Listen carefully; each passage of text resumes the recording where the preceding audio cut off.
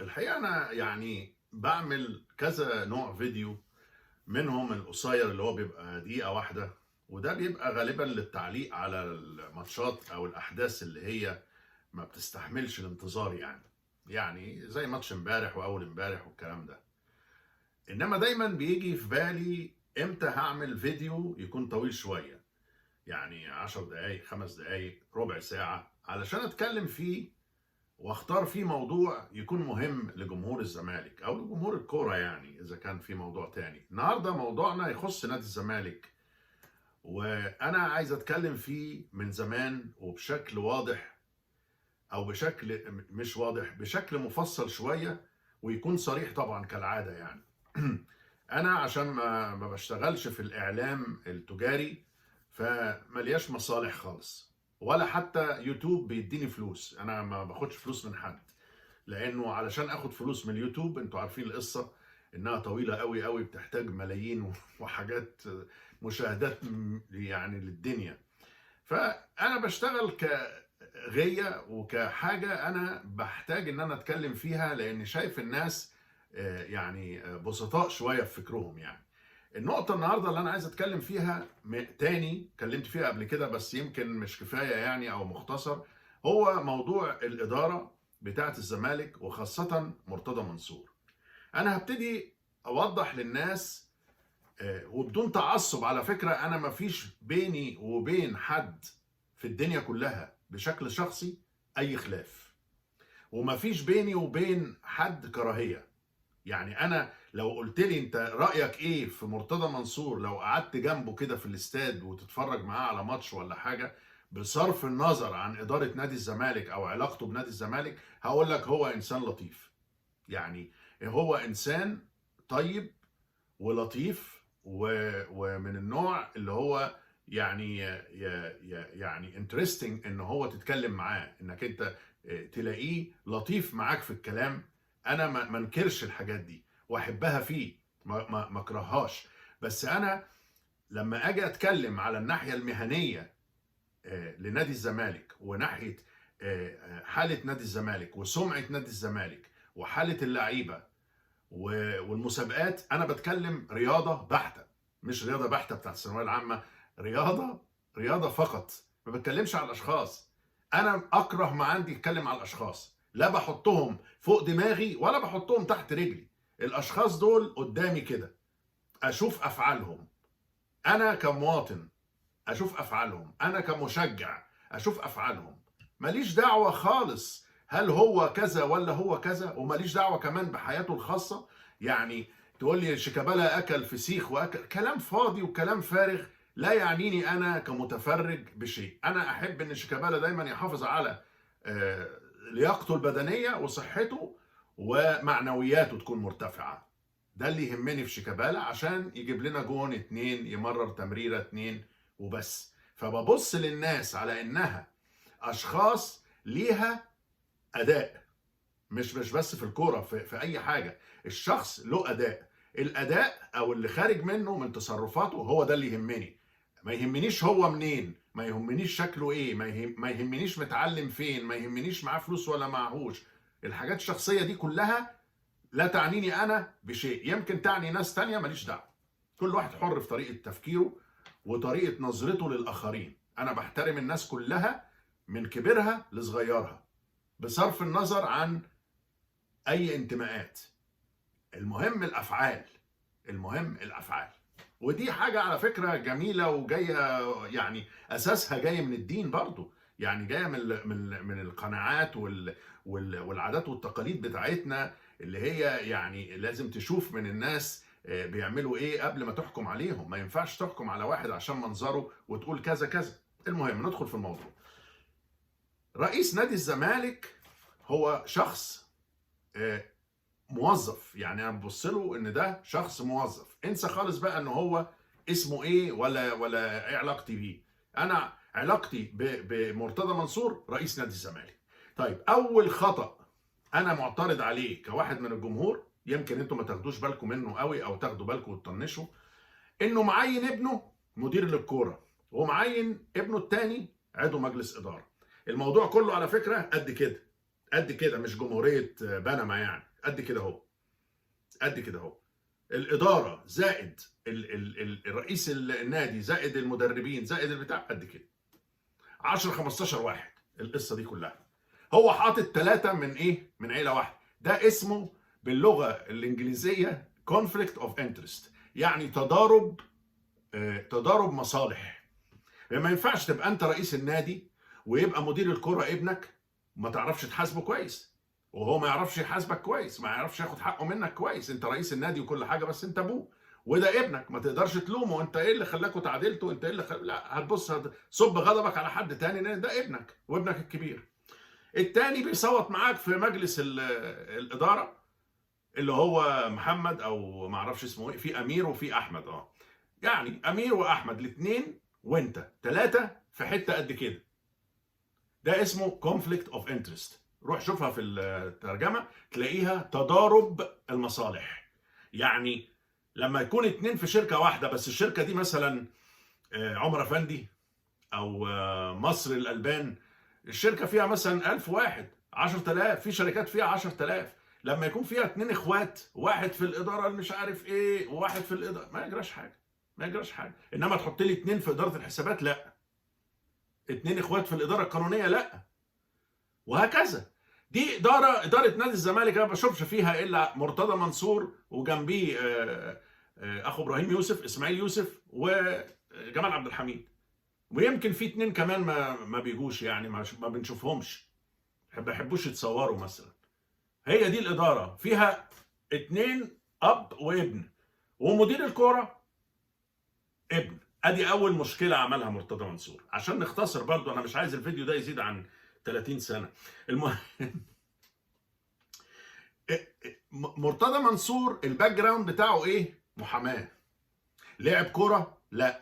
درب كوره؟ لا. شجع كوره؟ مش فاكره. هو قدي، بس انا مش فاكره، عمري ما شفته بيشجع كوره. انا عارف اللي كانوا بيقعدوا في درجه اولى ودرجه تانية ودرجه تالتة، لاني انا كنت مداوم على فكره، على كل انا وقرايبي مداومين على تشجيع الزمالك، سواء في الدرجه المقصوره الاولى، الثانيه، الاولى فوق، الثانيه اليمين، الثالثه، في عز الشمس، في عز النقره، مداومين، عارفين بعض، عارفين بعض. ما كناش يعني اكتر من مصر كلها ما كانش فيها اكتر من ربع مليون ولا نص مليون زملكاوي بالكتير، منهم ما فيش الا 30 40 الف اللي بيروحوا الماتشات. والدرجه الاولى دي عارفينها، وعارفين اعضاء النادي، لان اولاد عمتي كانوا اعضاء في النادي من الاربعينات، اواخر الاربعينات. كويس. مرتضى منصور حتى ما شجعش كوره. بيتدخل ليه في التشكيل؟ طول عمره من 2005، من قبل من اول ما تولى لغايه النهارده بيتدخل في التشكيل. بيتدخل بطريقه مباشره، بطريقه غير مباشره، عن طريق ده، عن طريق ده، عن طريق ده، بيتدخل. ومره في ماتش من الماتشات، بس هو تلاقيه ناسي او انتوا نسيتوا، كان واقف في الدرجه المقصوره وبيشاور اللعيب يطلع اطلع اطلع. يعني نهايه العالم دي بالنسبه لي انا. تدخل في حركه اللاعبين، في اختيار اللاعبين، التدخل في عمل المدربين. هيقول لي لا ما بيتدخل، لا بيتدخل، لا بيتدخل، ودي مصيبه. التدخل يبقى محبوب ومسموح لما تقول لي مثلا حسن شحاته مستشار الكوره بتاع النادي بيتدخل. اتدخل، ده راجل لعيب كوره رهيب، رهيب، ومدرب عالمي رهيب. فاروق جعفر نفس الشيء، ناس عندها مخ كوره، يعني كوره شراب. فاروق جعفر ده لعب كوره شراب، يعني عارف، من عنده 6 7 سنين كان بيلعب كوره. انا عارف حي عابدين ده كله كان زملكاويه وكله كان لعيبه كوره. لما تساله سؤال يرد لك باحلى اجابه في الدنيا. مرتضى منصور ما عندوش فكره في الكوره، ما تزعلش، هو محامي ناجح، ما عندوش فكره في الكوره. تتدخل في عمل المدربين ليه؟ وتقرفهم وتطفشهم وتوترهم ليه؟ نمبر 2 دي نمبر 3 قصدي. 4، جيت في وقت من الاوقات وزي ما يكون انا بالنسبه لي حسيت ان انت غيران من اللعيبه، استغنيت عن باسم مرسي في عز تألقه. تقول لي لا ده ما كانش مش عارف ايه وجبناه تاني ما عملش ايه. انت ملك التحطيم، عرفت تحطم كهربا، عرفت تحطم باسم مرسي، عرفت تحطم طوب الارض. كان في لعيب عمال افتكر فيه، مش قادر افتكره، كان اشول واسمه حاجه حسن او حاجه، كان شويت شمال وكان بيلعب حلو جدا، طفش كويس. وبعدين لسه بقى باسماء الناس اللي انت جيت في 2016 بعد ما ابدعوا وخدوا كاس ودوري، غيرت منهم، طفشتهم كلهم، منهم كوفي. اقول لك السلسله كلها: عمر جابر وباسم مرسي وكوفي وشيكابالا وفتح الله، وطبعا حديثا طارق حامد وجنش، و2016 و17 كان كهربا ومحمد ابراهيم. محمد ابراهيم حبيب الجمهور وحبيب الشعب، محمد ابراهيم الحريف اللي يعني استاذ. يعني محمد ابراهيم ده حسن شحاته وفاروق جعفر في لاعب واحد، تطيره وتوديه لفرقه يا عيني سيراميكا. حرام عليك يا راجل، محمد ابراهيم يلعب في، مع احترامي لسيراميكا يعني، محمد ابراهيم ده لعيب، ده مخه كله كوره. بره بيع، اعاره، بهدله. وعلي جبر روح على بيراميدز معرفش مقابل ايه.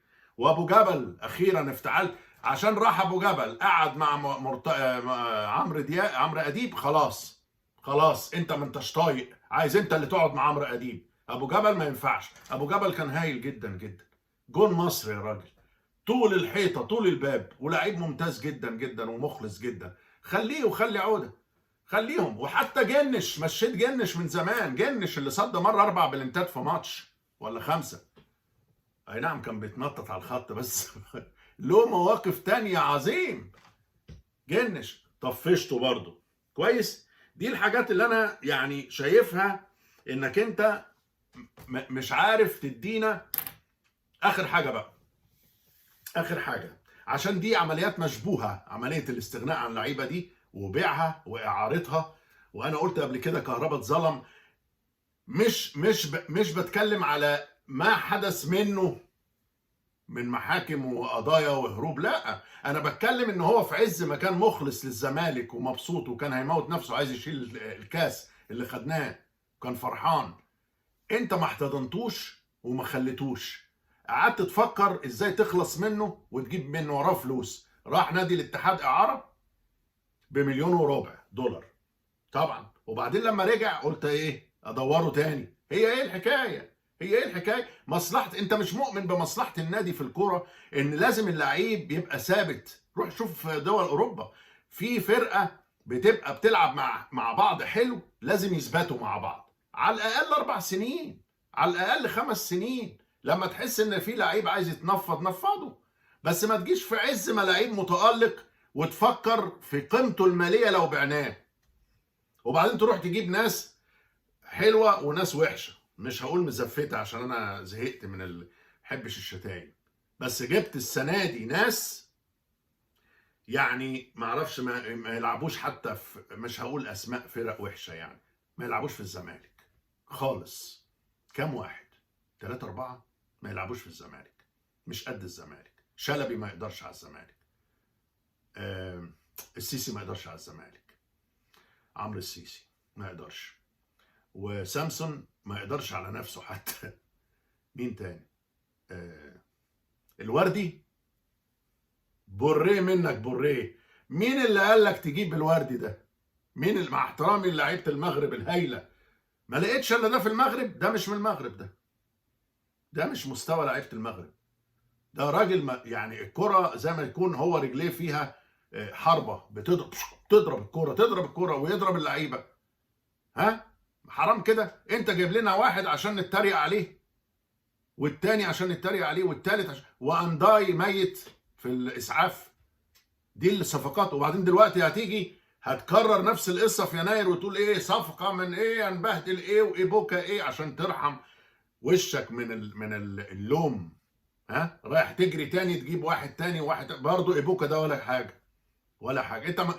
انت عشان مغرور ومعتمد على نفسك فقط، ما عندكش فريق كونسلتنت من رموز النادي اللي قعدت تشتم فيهم وقعدت تطفشهم وبتتريق عليهم. يعني تقول حسن شحاته وحازم امام راحوا قطر، انا شفتها، راحوا قطر، راحوا نحسوا قطر. ايه ده اسمه كلام برضو؟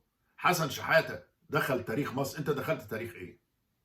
تاريخ ايه؟ ولا حتى ولا سمعنا عنك في المحاماه يعني. عندك مشاكل في المحاماه، عندك مشاكل في الاداره. في الزمالك تاخد صفر بعد 15 17 سنه. انا كمشجع زملكاوي قديم قوي يعني، انت تاخد صفر. بهدلت الزمالك اكتر ما نفعت الزمالك، وتقول على الزمالك قبل انت ما تيجي كان زباله. دي كلمه ما حدش هينساها لك. خلي بالك، النجاح بيحتاج غذاء. انت بتحط جراثيم في النجاح، فما حدش هيفتكرك للاسف. خلينا بقى من الكلام ده، ها، ويعني ارجو انك تفهم من الفيديو بتاعي ده ان انا زملكاوي اكتر مما تتخيل. لان الناس بتهيأ لها العيال الصغيره اللي انت مفهمها ان اللي يشتم فيك يبقى بيشتم في الزمالك. لا، الزمالك ده انا لما كنت صغير قوي يعني، ما كملتش 6 سنين، ما كملتش 5 سنين، ها، لما كان الزمالك يطلع من اوضه اللبس عشان ينزل الملعب بفانيلته البيضه الحلوه دي، انا كنت بنهار من السعاده. شوف بقى، واحد مش سعيد، واحد يعني على وشك يغمى عليه من السعاده انه بس شاف فانيله الزمالك. ومسلط ناس ولا في ناس بتقول لي انت باين عليك اهلاوي. تاني مره اقولها دي، انت تقول عليا اهلاوي؟ انا زملكاوي يعني 1000%. بس انت كرهتني في التشجيع الكرة كله. لو استمر كده ممكن انا يبقى ده اخر فيديو ليا، ما اعملش فيديو تاني. يا اما شوف، عشان اثبت لك ان انا مش ضد شخصيتك انت، مش ضد شخصك انت، يا اما تصلح الكام حاجه اللي انا قلتهم دول، يا اما تستقيل، يا اما تصلح الكام. هات مدير كوره غير ابنك، ما ينفعش يبقى ابنك هو مدير الكوره. هات مدير كوره غير ابنك، وهات عضو مجلس اداره غير ابنك. شغله التوريث دي كلفت حسني مبارك ايه؟ الرئاسه. مش هتنفع حكايه التوريث دي، مش هتنفع. لو انت في دماغك ان هو ده واحد من الاثنين دول هيبقى رئيس مجلس اداره، لا يمكن، مش ممكن ابدا. خلي بالك يعني، واخد بالك مين اللي بيقول مش ممكن ابدا؟ هم دول مش هيسيبوك، مش هينفع. بعدين اذا ما صلحتش نفسك تستقيل، صلحت نفسك ماشي، اهلا وسهلا، اهلا وسهلا بيك، استمر. بس توريث لا. استمر انت كمدير ناجح، ماشي، مفيش اي مانع. مش عايزين حد تاني، ولا اوعى تفتكر ان انا ليا علاقه بحد تاني، عباس ودباس والحاجات دي خالص، ولا ليا علاقه بحد. انا مركز عليك انت. هتبقى كويس تاخد بالك من اللعيبه، وما تقعدش تقلب فيهم وتتاجر فيهم، وتبعد ولادك عن الاداره، وما لكش دخل بالمدربين، ومالكش دخل باختيار اللعيبه، وتبقى رئيس مجلس اداره بمعنى الكلمه، من الناحيه الاداريه ومن الناحيه التنظيميه ونظافه النادي وامن النادي ومنشات النادي والاعضاء وكاستمر سيرفيس والعلاقات مع الانديه الاخرى والعلاقات مع الاتحاد الكوره وعلاقاتك كنادي مع الدوله ومؤسسات الدوله. هتبقى تمام قوي قوي قوي. وبعدين في نقطه تانية نسيت اقولها في منتهى الاهميه. انا كل ما اشوف لعيب حلو في الفرق التانية اقول لك ده من اشبال الزمالك. لعيب حلو، ده من اشبال. حتى جريندو، انا فاكر جريندو ده من الكاميرون، طلع قال ايه؟ من اشبال الزمالك. نفسي افهم انت ما عندكش ليه عقليه ان ولاد الزمالك دول الاشبال دول هم اللي عشان ما فيش بيع وشراء. هم دول ابناء النادي، هم دول اللي لعبوا. احمد عادل في الاتحاد السكندري ابناء الزمالك. انا من نفسي شفت احمد عادل ده قلت ايه اللعيب ده؟ ايه اللعيب ده؟ رهيب. يا ريت ده كان في الزمالك. اتاريه كان في الزمالك. سبته ليه؟ سبت جريندو ليه؟ سبت فلان ليه؟ سبت فلان ليه؟ سبت فلان ليه؟ عشان تروح تجيب لعيب تونسي بيشقلب نفسه هو اللي بيشقلب نفسه، ولعيب مش عارف فين تاني يسيبنا في عز البتاع، ولعيب تاني مش عارف يتلمع الكوره. انا اسف، في حاجه غلط كبيره. عندك لعيبه بننشئها في نادي الزمالك وبنختارها صح علشان انت ما بتتحشرش. شفت بقى؟ انت ما بيهمكش الاشبال دول. فمين؟ محمود سعد وطارق يحيى واحمد اسمه ايه، عبد الحليم وعبد الرحيم محمد وغيرهم من الاسماء، هم دول اللي بيرعوا. وطبعا الشيشيني وغيره ومحمد صبري، هم دول اللي بيرعوا الاشبال، بيطلعوا احسن لعيبه في مصر. بعدين انت تاخدهم تدي ده هنا وتدي ده هنا وتدي ده هنا. ليه؟ لانك عايز تقلب اللي هم في الفريق اللي هم بالدولارات وتجيب ناس تانية بدل. هي مش تجاره، دي مش تجاره، دي رياضه، دي رياضه. انت عقلك بيزنس ما تنفعناش، لازم يكون عقلك رياضي. عقلك زي حسين لبيب، عقله رياضي، وكان بيروح يشجع وجاب لنا الكاس ولا الدوري. جاب هيقول لك لا ده مش هو، ده مش عارف ايه، ده اللجنه. كل سنه وانتم طيبين. انا عملت اللي عليا وخلصت على كده، وقلت الكلمتين اللي نفسي اقولهم بمنتهى العقل، والحمد لله لا قلت كلمه غلط شتيمه يعني، ولا اذيت حد بمشاعره. انا بتكلم مهنيا. انت عايز تبقى مدير وتستمر، لازم تصلح النقط والاخطاء وطريقه التفكير الغلط ونظرتك للعيبه والمدربين وغيره والرموز كمان. عايز انك انت تستمر بغلطك ده، يبقى لازم تستقيل. مش هينفع تستمر بغلطك ده. واول غلط هو الكونفليكت اوف انترست، انك حاطط 2 من ولادك في حته قد كده معاك. ما ينفعش انت بتقول له حاضر، هو بيقول لك حاضر، وانت قال لك حاضر يا بابا، انا حاضر يا ماما. ما ينفعش. لازم يكون في ديمقراطيه، ناس اغراب عن بعضها بتتعاون مع بعض في حب الزمالك، بيشتركوا في حب الزمالك، مش بيشتركوا في الابوه والامومه والدم. ده موضوع تاني ما ينفعش في الاداره، ولا في اي اداره، لا حسابات ولا محاماه ولا هندسه ولا طب ولا حاجه. لازم يكون في انفصال الا اذا كان الحاجه دي زي مطعم. مطعم او مستشفى خاص، انت حر، ده بتاعتك يا عم، دي تكيتك، دي مملكتك، تجيب اللي تجيبه وتمشي اللي تمشيه وتعين حتى 3/4 العيله معاك. زي ما بندخل مطعم نلاقي 7 من عيله واحده ماسكين المطعم، ماشي براحتهم. ده مش مكان عام. ان الزمالك نادي عام، الزمالك نادي عام بيعبر عن فئات الشعب كلها. لازم نهتم بالحته دي وبالنقطه دي، ونمشي مهنيين، ما نمشيش فوضويين، نمشي مهنيين. وشكرا.